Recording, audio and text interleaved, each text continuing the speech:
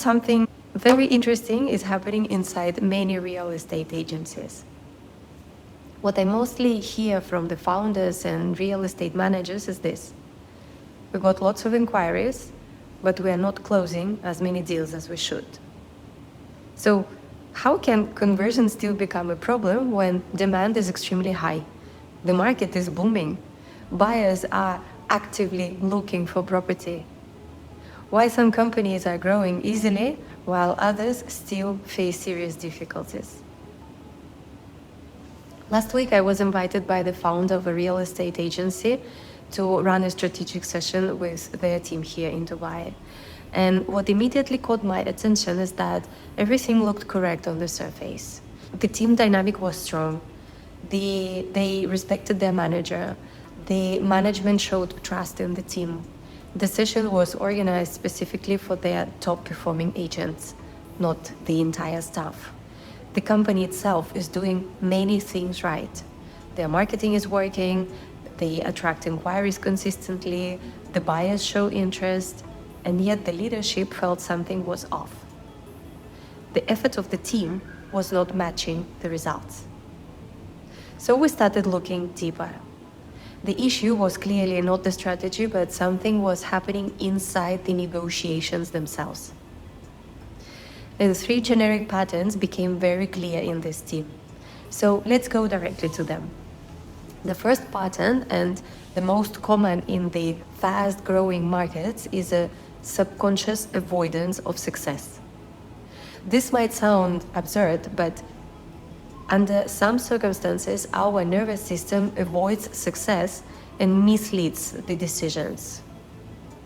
When an agent goes through many unclosed deals in a row, something very subtle starts happening. The brain learns from experience, projects the outcome based on that, and subtly guides decisions to fulfill with that expectations. So if your recent history is full of deals that didn't close, your nervous system quietly starts preparing for another failure. Not consciously, but totally subconsciously. The mind begins expecting the same outcome again. And that expectation changes your behavior in a way you don't even notice. Your tone changes slightly, your certainty decreases, your attention shifts. Instead of looking forward to the deal that could happen, your brain keeps referencing the deals that didn't happen before. And instead of looking for opportunities, the focus is shifted to the signs of limitations. So when the body expects failure, it unconsciously starts acting in ways that recreate it.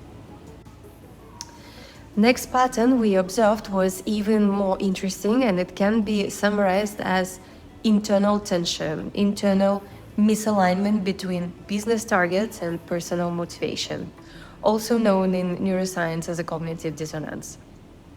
How does it look like in real life? Many agents had a very strong desire to close the deal, to sell the property, to receive their commissions, which is very logical and sound positive, right?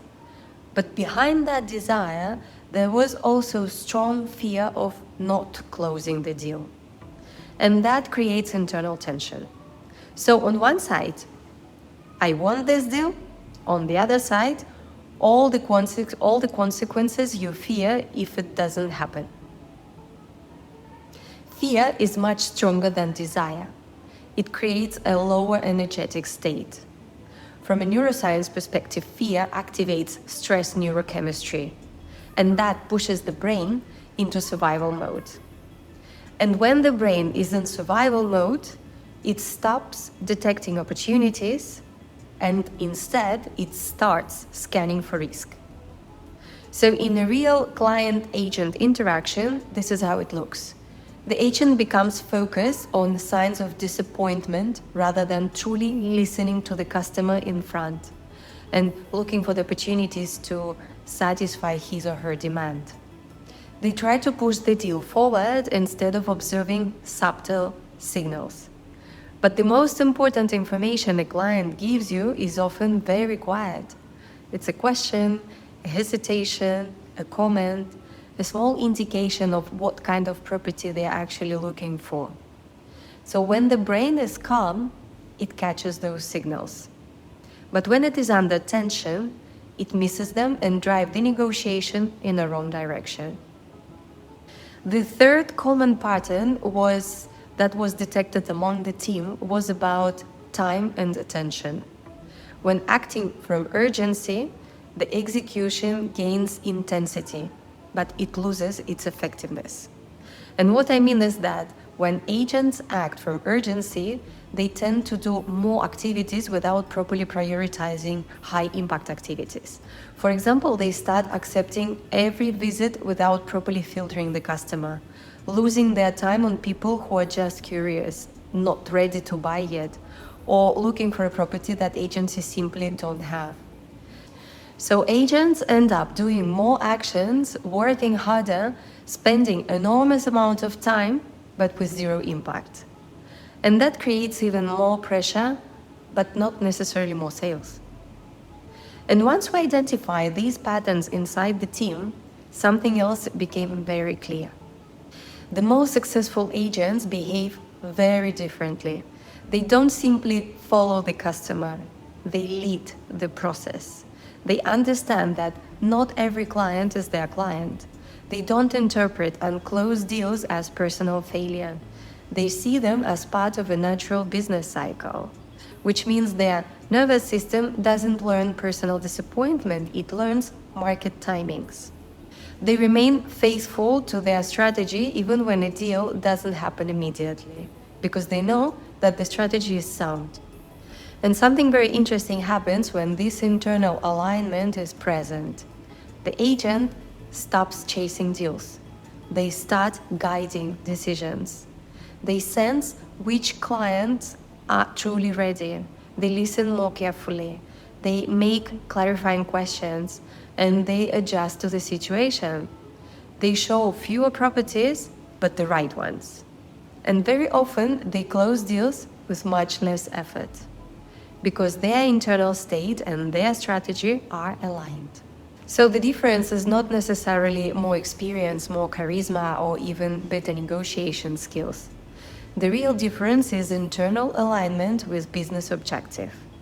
Agents who close consistently don't let past failure train their expectations. They don't negotiate from fear. They don't waste time on wrong clients. Their internal energy and their business strategy move in the same direction.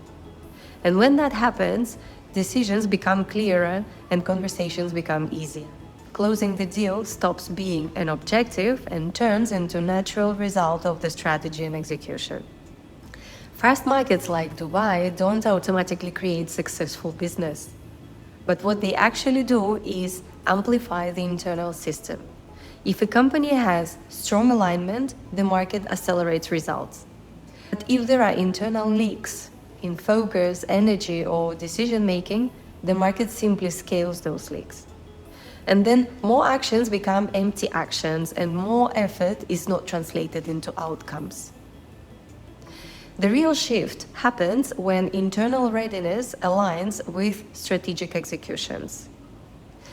When the agent is aligned with the client, when the company is aligned with the market, that's when effort finally starts translating into results.